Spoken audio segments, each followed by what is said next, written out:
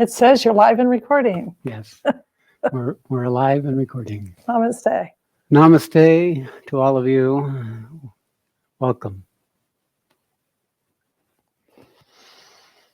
All right, so it's been a while for some of you, and I know there's many of you who have been following us in India who are also joining us. We have a record number of people signed up to be on this crowdcast, and of course, this is appropriate because we're truly in a time of peril, and that recognition of this is becoming more and more real for all of us, wherever you are. This controvirus is a wake-up call. It's a wake-up call that's breaking us out of the assumptions and the habits of our daily lives, and it's bringing us out of that complacency into a recognition that you could say is true, or a greater truth. That is, in terms of the fact that we're all interconnected. We're realizing this as the virus spreads throughout the world, and that our actions or lack of actions have direct consequences on other people, and it ripples throughout the entire globe. For me, this is my time. This is why I came. I have been preparing people for 15 years for this period of time. This is the Kurukshetra, the battlefield, by which a-dharma, the lack of dharma, is worked out so that a recovery of true dharma, the new dharma, can be reestablished. This is the Gita. This is the Bhagavad Gita. I've been teaching the Bhagavad Gita all these years. It's really preparing you the same way Krishna was preparing Arjuna for the battle that he was about to undertake or go through. The difference here, it is not the core of us, it is Mother Nature. Mother Nature has arisen to do for mankind what mankind couldn't do for itself. That the challenges and the loss and the difficulties and even the fear are evidence that this dejection that was lying hidden in us all along is being met. It's not living aligned with truth, not living aligned with our purpose. This is the purpose of all peril, is to break you up to the purpose of your life, to those essential realities that govern your very existence. And for all of us who have been awakened, and all of us who have been engaged in this transitional process as we go from dejection into discrimination, into right action, into greater knowledge, into renouncing those things that are no longer supporting the new Dharma, and this capacity to move into direct and immediate relationship with the divine reality that lives us, and from that place, live life, meet life. Now, it so happens that simultaneous with this event, this coronavirus, we had an event occur right around Valentine's Day in India, where a true descent of the Supreme Being occurred for one of my students. And it was clear to me that the bizarre behavior that went on for 4 or 5 days was because the system was rapidly being prepared to receive and hold what I call the Supreme Being, the fundamental principle of consciousness that we all are in the core of our being, from our very soul, the link that exists within us. I recognized at that moment that I was no longer alone in the work. In a way, I was going to allow the work to make a shift from working with all of you at the individual level to working with the collective consciousness. in the universal level. We have been speaking of this for some time. I knew it was coming. I didn't know the shape of it. I knew that I had to prepare people to be able to hold the call, the cry that's going to come out of this shift, this dejection, because this crisis we're in is always evidence of a revelation of that which is hidden, that which has not yet been met. And that we needed newdharma and all the people who have been connected to me, all of you who have a relationship with me, are actually now being called up into a higher level of responsibility to be able to meet what might look like horrific challenges that are coming from our outer life. That the paradigm that we've habituated to, that we leave to go to India to get in touch with another paradigm and come back and find ourselves back in the old paradigm. That paradigm that before we could find in India is now going to be found in every day of your lives. How long, we don't know. But I can tell you that in my own experience, I'm recognizing that this is the piercing coming into the obscurity, pushing out what has been hidden, a piercing into a collective shift that is not going to end with this coronavirus. It is the leading edge of a new paradigm for mankind. And it's going to arise not from the work of any one person, but from the necessity, which is the mother of invention, that comes from the world, comes from the consciousness of the planet itself. The intentionality and the purpose of Earth is being threatened by Earth's children. And inevitably, there needs to be a correction so that Earth can be put back on her track in a sustainable way in order to continue to provide the opportunity for humanity to grow, to mature, and to grow up, to get real, and to come to responsibility for how the world is showing up in such a way that there's compassion, that there's freedom from fear. Are we still on? Right now, people are suffering in ways we can't imagine. It is affecting so many people in this entire world, this 7.4 billion people. How many have no power, no capacity to survive perhaps beyond a few days? And while everyone is involved at the surface level, in the media and the governments and the politics and the forces at work, who's being left behind? All those who are being left behind in this crisis without anyone recognizing the nature of the desperation that they've been in and now is going to push them to the very edge of their ability to survive.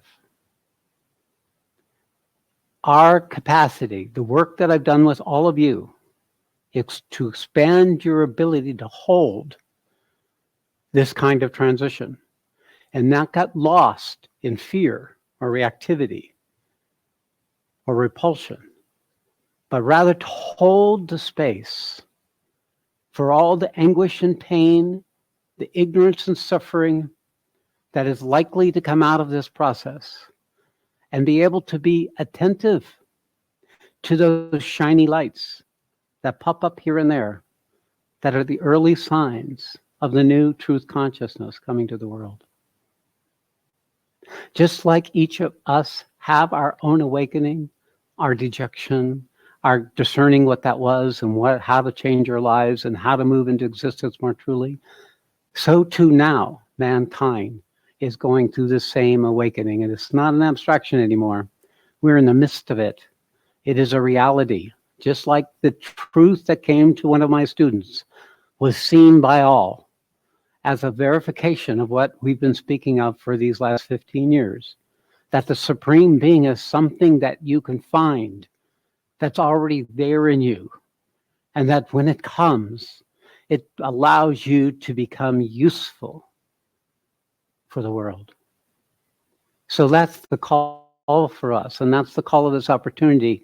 And I'm wanting to point it out to all of you who are listening to this so that you can come up and meet it from not fear and withdrawing, but from moving forward in compassion, in love, in awareness of the purposefulness of what's arising.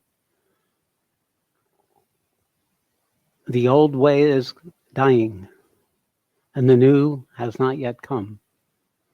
We are in this transition, no doubt about it. It's very personal. I know it's very personal. And I know that for me, my ability to connect to each of you individually is expanding. It's like I'm meeting you in the subtle worlds in ways I've never met. And there's always you seeing me and me seeing you, and me seeing you, seeing me. There's this connection that's happening. So one thing I want to say to those of you who have been connected to me, that I am with you in a way that perhaps has not been possible before. And it's not something I did. It's something that has happened concurrent with this shift that happened right around Valentine's Day in February. That the microism that's occurring within us is happening in the macroism. And the macroism, where it's happening, is also impacting the microism that each of us are. These are great times. Perhaps the most important times in known history. The whole world is in on this. The whole world is awake to this. Unfortunately, it's out of fear, but fear is often what shows up first as we enter into a domain beyond the sphere of our comfort zone, beyond the sphere of what we've known before, or what we imagined was possible, or what we had projected our futures would be. So this is a natural response, but it is evidence, in fact, of a new consciousness coming to you, a waking up out of your habitual routine way of thinking of yourself and life and people, and presenting to you this new quality of consciousness we're speaking of.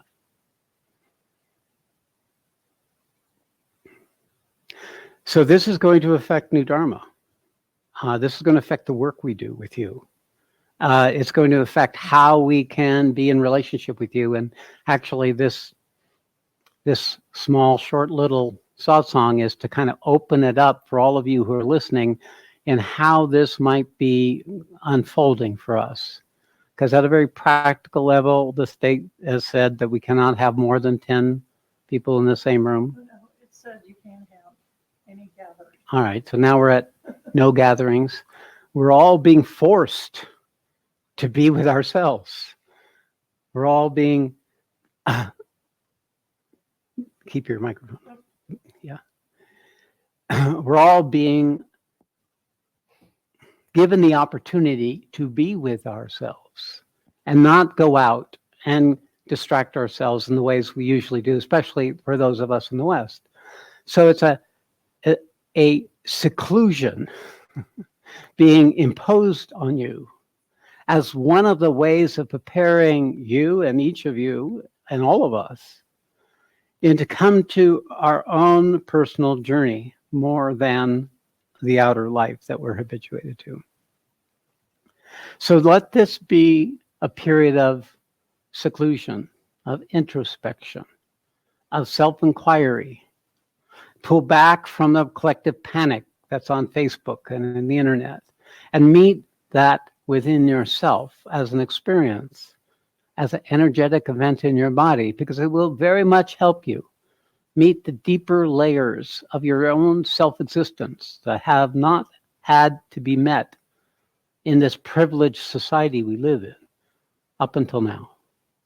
We have come to a point where we're going to be forced to penetrate into our fears, into what we've been resisting, into what has not been yet experienced. So hold this and recognize that that's what the creation is providing all of humanity at this point. And perhaps This medium, this remote medium, is going to become not so remote. It's going to become intimate. It's going to become a way by which we can strengthen the connection to that inner reality that's within us and be met by others.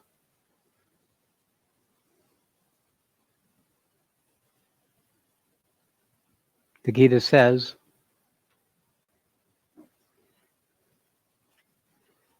untruth has no existence, and truth never ceases to exist. It means there's no such thing as untruth. It's simply part of the mystery we have not yet been able to see as having its own truth.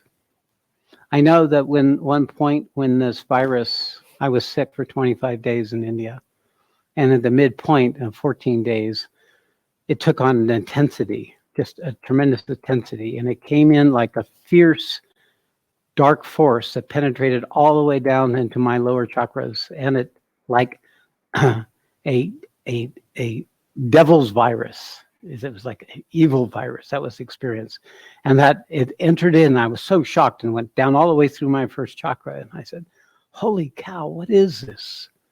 And I then got very, very sick with a fever. I probably already had the fever, and couldn't breathe, and it went on for about 3 days, and then I was sick for another remaining 10 days or so. This was me meeting the intelligence of matter, of the Asat, the intelligence of the earth, sending an agent out, which was here to call and to cut away that which is preventing us from seeing and experiencing the reality, the consequences of our decades of living blithely consuming the earth. And that I recognized that it was not evil, that actually it was truth at a level of the collective consciousness, a universal truth that to me as an individual, I was living it that way until I saw its purpose. And once I saw the purpose, I saw the magnificence of the creation. I saw the magnificence of the opportunity for each of us, who are all the children, the flowers, the crop of the creation, to wake up to that remarkable mystery that's inherent in matter itself, not just in our consciousness.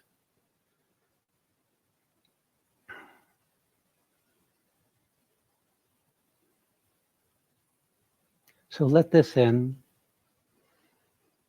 Let it soothe and console that part of you that still doesn't know how to trust, still sees a peril as a peril, something to be afraid of, something to be avoided. And let the purpose, let the reason that this is happening become real for you.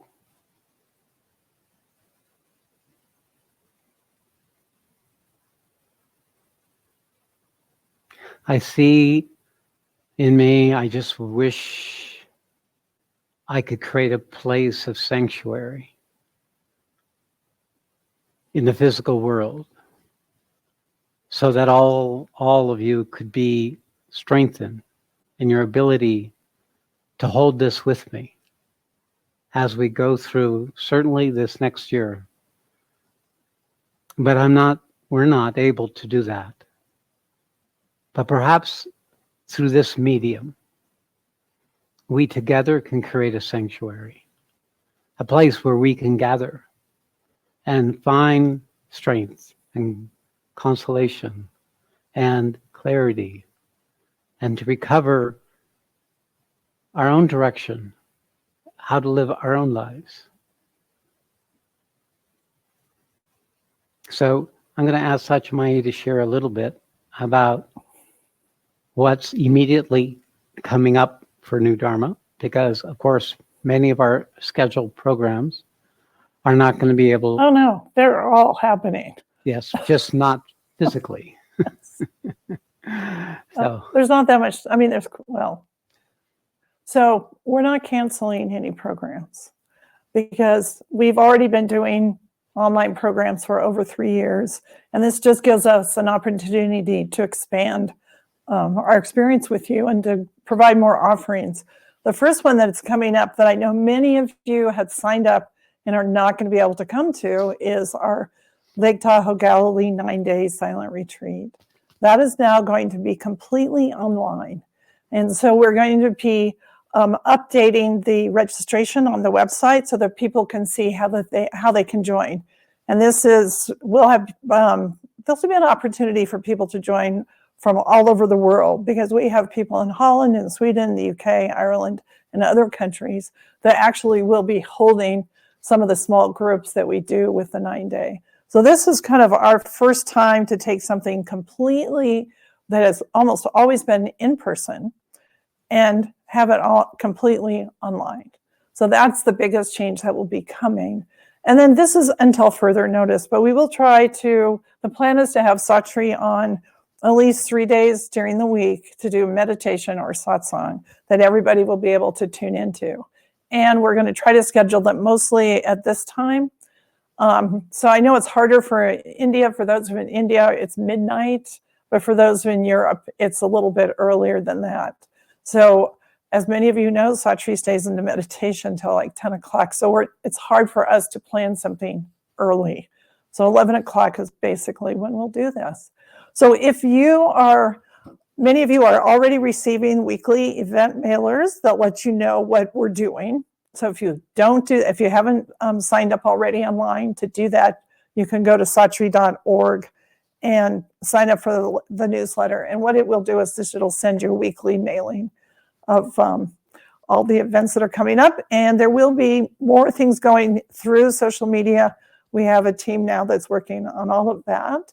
And I apologize for my voice. We've been back 2 days from India, so we're still in jet lag. So I feel a little scattered. But you're doing fine. I'm to get that, and that's all I have to say. Oh, so part of what I've known, I probably have spoken of this, but when we came back to the house, I guess yesterday day is when I saw it. They're already marking out the new Satsang building. So the plans have been passed. The groundwork is going to start soon. So literally the thing that I've been speaking about for years, that I was going to... You need to speak the studio. Build a studio, which I call the Satsang, the Temple of Truth, to be a broadcast tower by which I can connect to all of you throughout the world, and is now under construction. So it's all perfect in terms of timing, because I've been complaining to Satsang about the amount we travel for about the last 3 years. And this last year, we spent almost 6 months traveling. So that it's come to a point where I was saying, I'm not going to be able to keep this up. So I guess Mother Nature is on my side and providing me the opportunity to back off on the amount of travel we do. So I have that side of appreciation of our peril of this moment. But I do know that everything I've been doing, as I say to all of you, everything you've been living, everything you've made important is for this moment, is for this time in your life, today, here, now. And the possibility from this point of now is to open the space for a greater purpose than what's possible to be perceived from the ordinary human consciousness. So I invite all of you to join with me in this creating of this new possibility for the collective consciousness. I do believe the work now is moving a bit away from the individual, although I always believe and truly recognize that each of us is what makes the difference in terms of the collective consciousness. Moving away from focus on just the individual into this collective consciousness. And we are already doing it with the World Peace Meditations. And now that I'm back in the United States, I plan to take up again regular interventions on the collective consciousness to help empower.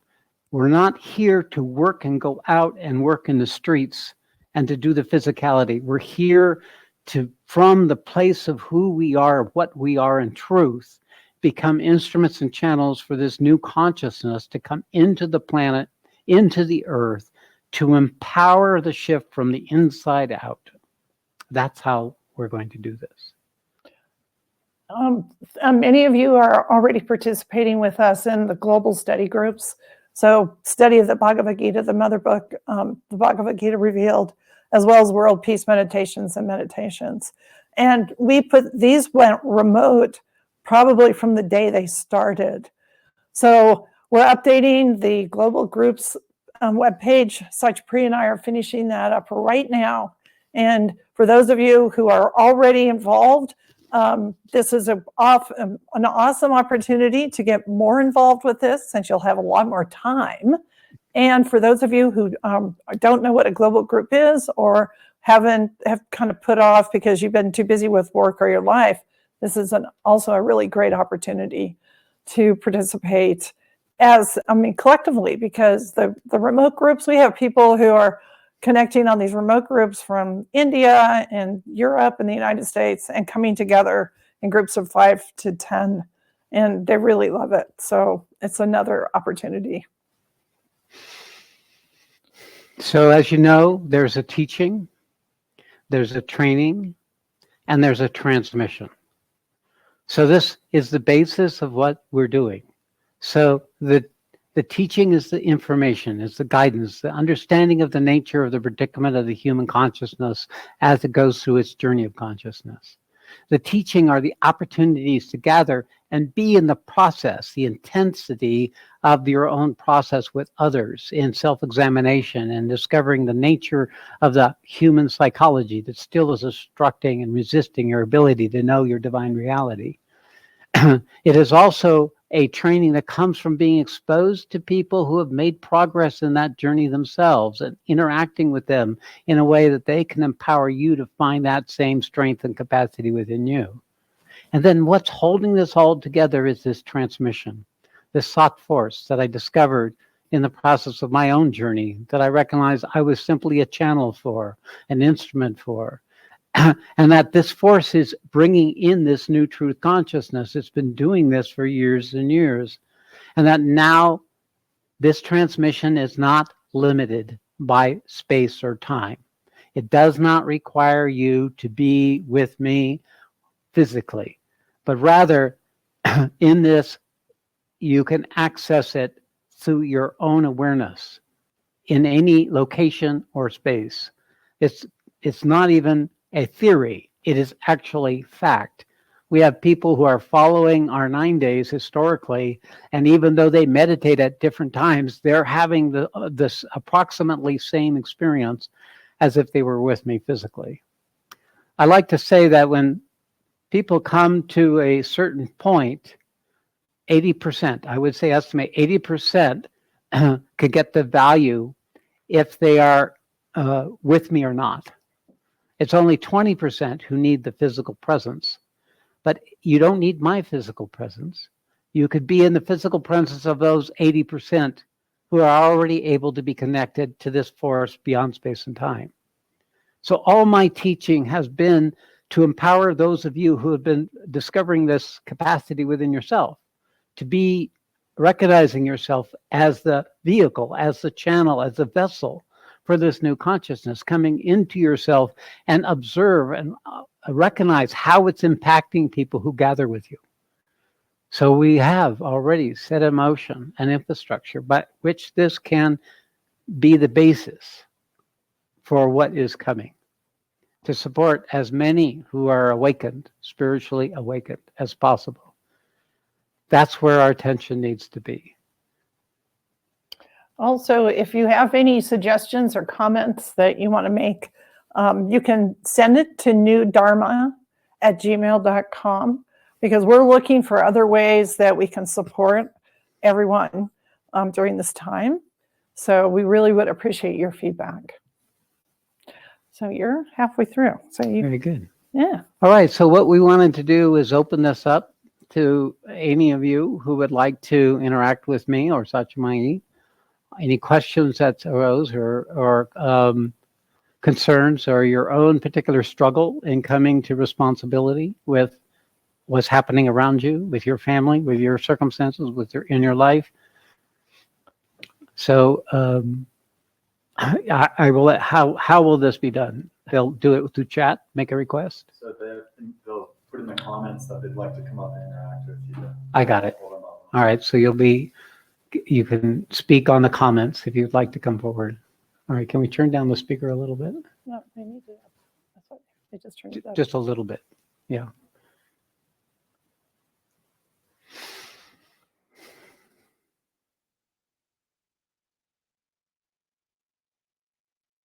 Okay, let's see, how's that? Yeah, that's better. And we don't have anybody in the room with us except for the people who are imagining the audio video. So it's not an empty space for me, but we don't really need speakers when we're just talking in the room. Yes. Yeah, while we're waiting for people to come forward in the comments, there were a number of questions that were written before we started. Okay, very good. Let's start with that. Here's Josine in Holland asking, what to do if you are called to action in the world? Yes. So Josine, in your particular case, you could be of utility. I do believe that this crisis would be a powerful support for you to grow out of what's limiting you by serving others. So I do feel that if there is opportunities for you to bring your particular set of skills, you should do so and do it courageously. But don't risk yourself unnecessarily. Be practical and take care of your personal energy and your personal self. I feel through action, positive action, where you're working in compassionate service, and you will empower what has come to you. Okay. So Tanya from Barcelona would like to come up on screen with you. Okay, Tanya, welcome.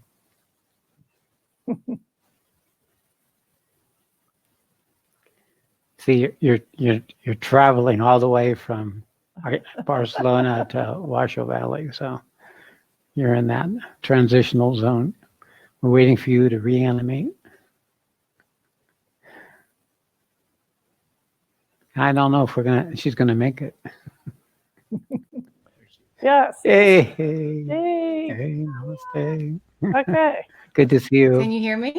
Oh yeah, I can hear you fine. Isn't it a miracle? Yeah, I can't hear you. Hello, hello. Oh, you. All right, We can hear you. we can hear you. Hello, Well, you can't hear hello. us. You can't hear us saying this, so sign language. Oh, don't. Okay, what might that be? It's coming. We can hear her here, but she can't hear us. You're not unmuting. You're. She can't hear you. She can't hear me. Just- Yeah, She's trying. we're working out the technology. Are we starting again, or are you giving up? I mean, Tanya, you could ask your question even if you're having the technical difficulty and listen to the replay. She's typing it. Yeah.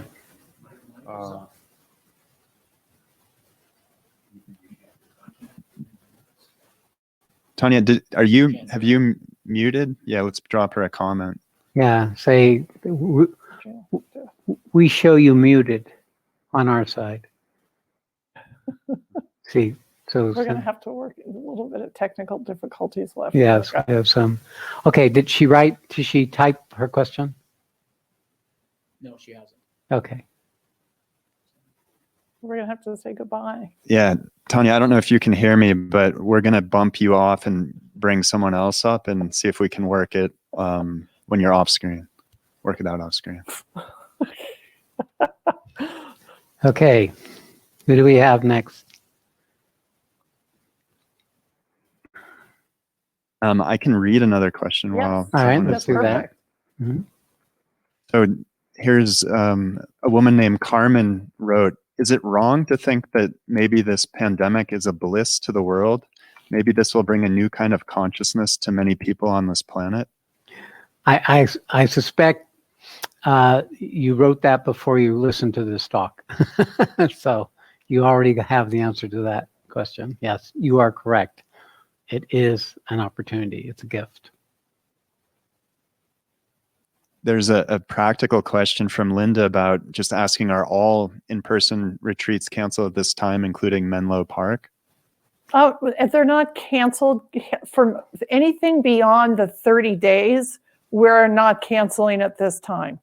Okay, so people still want to sign up, but if it comes down to that point, we have to cancel, it will go just online. Yeah, and of course the fee structure is changing and the rest of it. We also have the global groups that we're looking to keep in place as much as possible. Part of it is also just because many people come from Europe, and as long as the borders are closed to people coming from Europe, then obviously a greater portion of even that program will have to be online. Yeah, it's not possible to even say at this point. Yeah, so. But if you haven't signed up for the newsletters, please get that, because we'll keep you updated as if anything shifts as time goes on. Also, join newdharma's Facebook, YouTube, and we're going to very soon have a Twitter account because we now have a social media group. So any of those places that you can participate in to keep updated with what we're doing. Okay, do you guys? Kalima in Boston had written in, is Shree able to intervene on another plane and have an impact on the negative forces behind the coronavirus? And can you instruct those who are interested to do a similar thing? Well, of course. My work has been intervention at a personal level for a long time, ever since we've implemented the World Peace Meditations.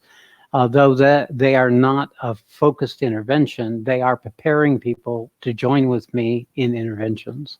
So we haven't done any since we've been in India, but we've spent those 2.5 months in India empowering people to come to a greater effectiveness so that wherever they are, where this intervention occurs, is happening in multiple zones equally.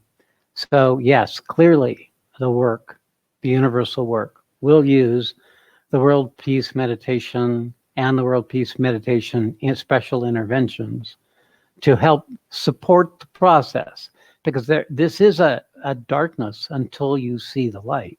It is a pushing forward of what looks like the danger so that you can see that it's a gift. That is the nature of truth consciousness. It doesn't bring in the light so you don't have to experience darkness.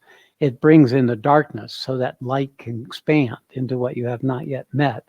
And that's the same thing that's happening in the collective consciousness. People have been living in a state of blithe, entitled ignorance. And it's been going on, and the actions they've taken from that place have had cumulative consequences, real consequences, which are now coming due. And this is where we're at. We're catching up and meeting the consequences of the ignorance as a collective species. And this is the first clear demonstration of it, even though climate change has been pushing it in other ways.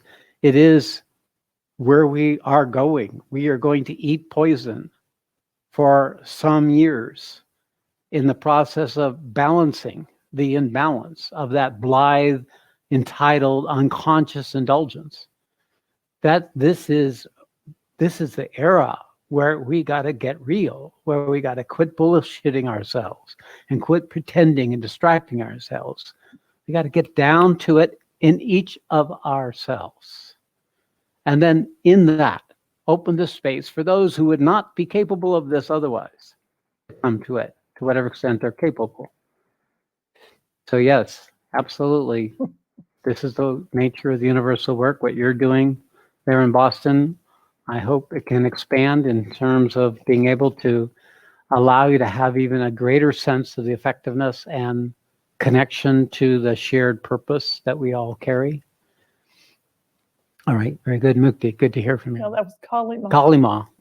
Kalima. Yeah. So, Sachin, there are 2 questions related to the World Peace Meditation. Durgama asks practically if it's okay to do the World Peace Meditation individually at this time. And Luke in the Netherlands has also asked about the effect the world peace meditation can have with the coronavirus. Yes. There has never been a restriction on doing world peace meditation by yourself. There is a restriction on doing world peace meditation with just 2 people. 3 or more, there's no restriction for doing the world peace meditation. I mean, you could have 3 people, you could have 100 people. The principle of the world peace meditation is it helps establishes you in that grounded middle center of your human embodiment. And that is the pivotal point where truth meets untruth, where sat meets asat. And it strengthens your own ability to be a digester of that poison, of the asat, so it can become sat-like. So the world peace meditation is a very powerful way to keep strengthening your own ability to eat poison, so that when we do our interventions, you're more capable of being able to participate effectively in those interventions. Also, for those of you who are unfamiliar with world peace meditations, go ahead and write to newdharma@gmail.com. I'm not sure if it's up on the website yet. They were preparing the materials for the website to give you information, and also how you can join online with other groups. So go ahead and just say, I'm interested in world peace meditation, and send it to newdharma@gmail.com. And we actually do regular world peace meditations online, so Hey, that could be your there's Linda. Hey. Who's online? Linda. This is Linda. Okay, Linda. Hi. Namaste. Namaste. Hi. Thank you so much for this. So very helpful. Good. So I work with elders, people that are sick, sometimes dying, and their families. And so far, the best help that I can give, that I see, is that I'm not afraid. I'm not afraid about the virus. And so in being me, transmitting that to the families that I help, are there other things that I can be doing? I believe so. I think the absence of fear is a good start, because the Bhagavad Gita addresses this in the 2nd chapter, where the recognition that death is a natural transition, that having the recognition that we are not our bodies, we're not our personalities, even if in the intellectual understanding, can be very helpful for people at that stage of death if they are suffering from that. The nature of death only is difficult when we resist it, when we're afraid of it. So when you can let people know that death is part of the purpose of life, just like birth, and that what they are is eternal. It actually is never born and never dies, and they will find it there with them on the other side. The Gita says this very strongly in the 2nd chapter. There was never a time when you or I or these kings ceased to exist, nor there will ever come a time when we not exist. When I first read that, it gave me a sense of holding the transition I was in, where even allowing that this could kill me, it was this willingness to die for life to continue. And these verses, 59 and chapter 2, 60, just as the embodied self undergoes the stages of adolescence, youth, and old age, so also it acquires another body. The wise are not deluded about this. So the nature of this is that when you can be in touch with that within yourself, Linda, when you can be in touch with your own eternal self, when you can feel it within your own body, and you're with them in compassion, that without them even knowing it, from the inside out, a greater peace comes to them and gives them the strength to be with where they are. This is the difference you can make. Thank you. Very good.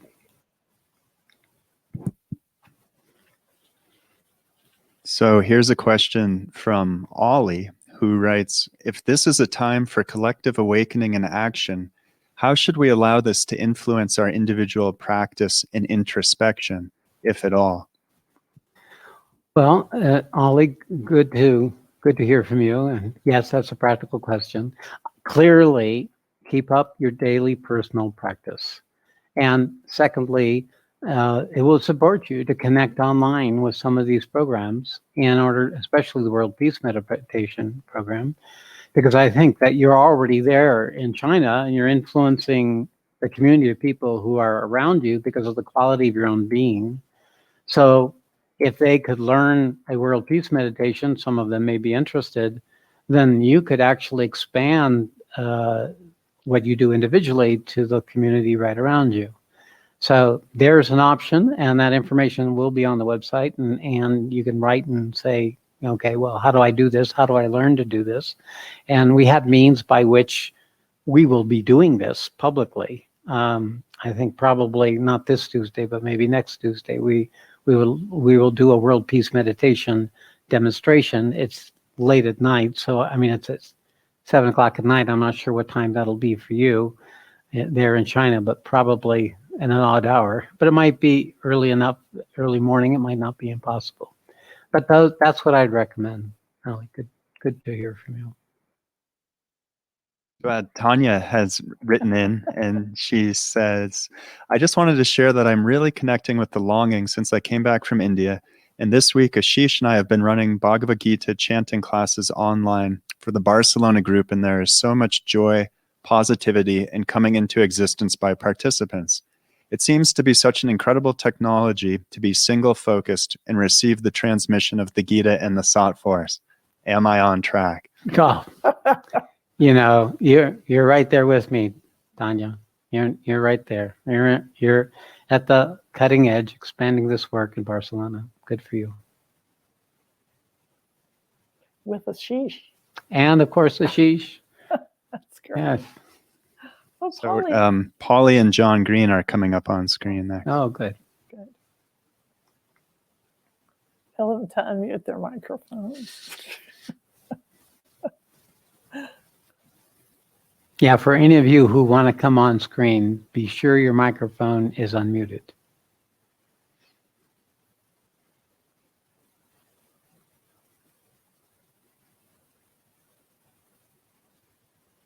I'll take another. Yeah, I can do another Let's question do while another they're, question while we're waiting. what do you call this, telecommuting? Yeah, telecommunication. Here's a question from Philippe. Before this pandemic, humanity was driven by selfishness, which was distancing us from the common humanity.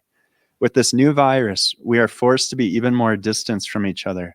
How do you think this will bring us closer to one another and make us more human? Because we've lived in an in-between zone between being by ourselves and being with others.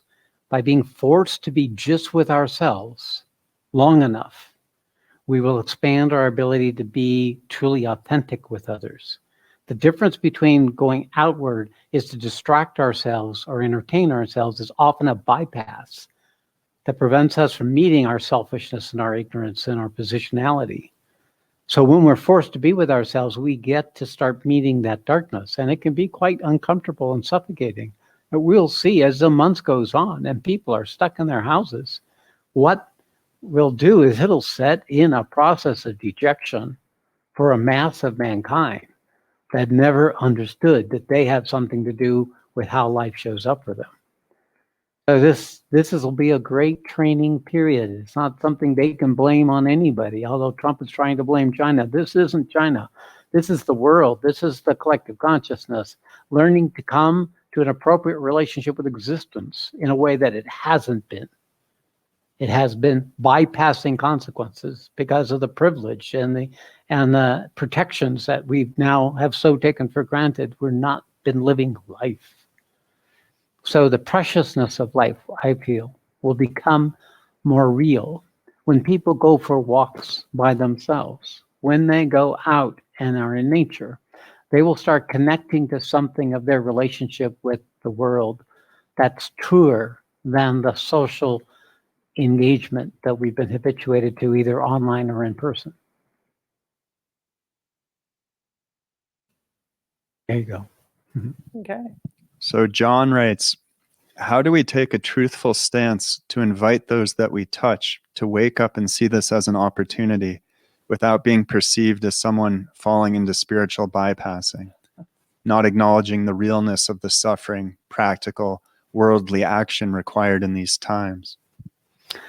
There is a spirituality in the West which is an idealized spirituality.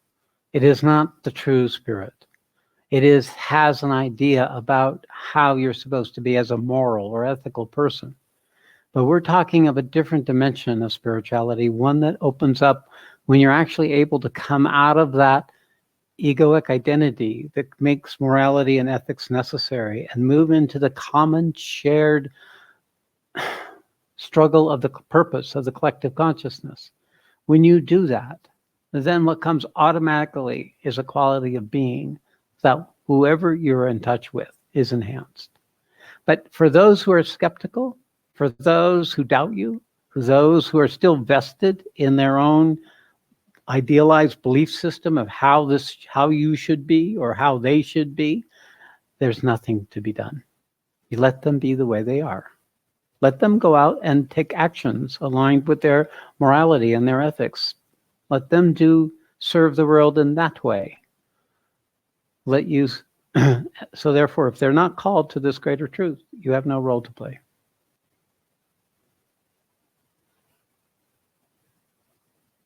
Okay. So Phil Miller has written in with a request for further tips on staying in truth, whatever arises in the community and world. Be in touch with yourself, to your true self, to the inner reality that you are. Now, the quality that I ask people to look for is be in touch with your aspiration, with your longing for something greater, a greater truth, a greater quality to be. If you can feel that, if you can feel that in your heart, or you can feel that in your body in some way, then attend to that, nurture that flame, and that will empower you more than anything else. Be in a situation, if on this talk or in other teachers or in spiritual readings, that strengthens that current of longing or aspiration in you, then do those things. Meditation may work, chanting may work, being with other spiritual people may work, being able to receive the transmission of a spiritual teacher will work. All of these will keep the focus on that quality of striving, longing within yourself. And then that automatically will break the hold of the ego, break the hold of the ignorance as it grows and grows. Have your outer life align with your inner longing and aspiration. By aligning your outer life with your inner, in your ordinary day-to-day consciousness, you're put into remembrance with your purpose. The advantage of this pandemic is that you are going to be forced to be more inward, more simple, quiet, silent, and still. Simple, silent, still. The more you're able to be in that self-fulfilled state of your own being, the more it can grow in you. And it will then permeate what's left in your outer life that isn't allowed and aligned, and allow you to discard those things and become more and more aligned inwardly and outwardly. Okay, there it is. All right, we've got one more. Okay, so John Green wasn't able to come on screen, but he's written in, I feel called to be of service to the people I work with in my practice, but also have a rajasic tendency to jump in and be pretty mindless of risk to myself. How do I balance this? I've been struggling a lot with distraction and uncertainty of how to tend to the needs of my patients and myself and family. Withdraw from it. Withdraw. Say you're doing it because you feel it's necessary. You're not helping people in a way that helps people. You bring some quality of your being, but your addiction to helping is an addiction, the need to be needed. If you can stay and come and stay with yourself, without that distraction, you'll be in greater capacity to meet what's left in you that will allow you to move further on the spiritual path. So this is an opportunity, John, to pull back from those things because you have a necessity that you can assign the cause to, and to pull back from that part of you that wants to give yourself away before you're in a place where you can give that away and not diminish yourself.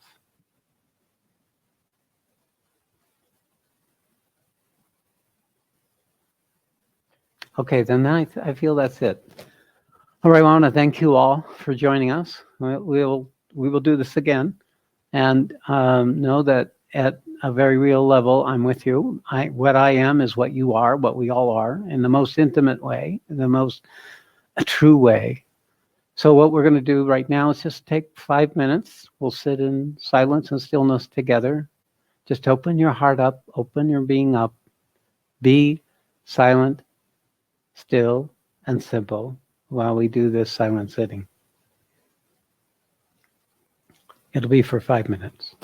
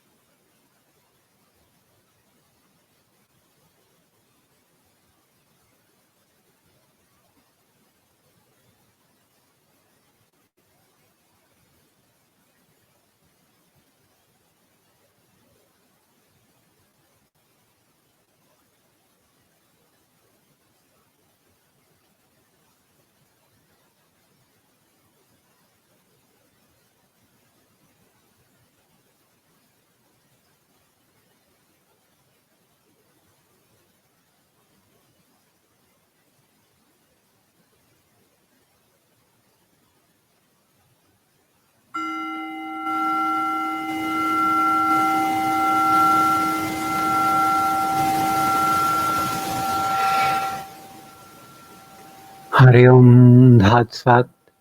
Hari Om Tat Sat. Hari Om Tat Sat Shree. All glory to Supreme. May truth manifest. Namaste.